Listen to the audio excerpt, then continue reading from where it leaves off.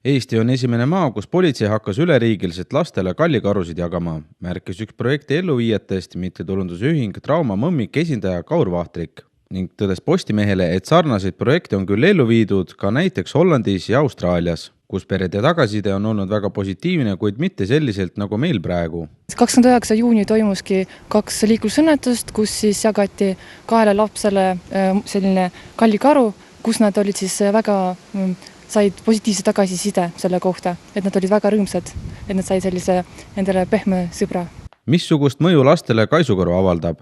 Kallikaru aitab siis last sellest negatiivsest mõtetest eemale viia.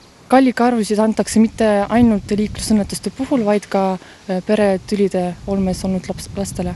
Aastas juhtub Eestis lastega üle 1000 õnnetuse, lisaks on lapsed tunnistajateks sündmustele, mida nad nägema ei peaks. Õnnetusse sattunud ja perevägivallaga kokku puutunud laps vajab lohutust ning väikene karu, mida kallistada saab, pakub lastele spetsialistide sõnul turvatunnet ja on hea, kui politseinikul on mänguasi kohe autost võtta.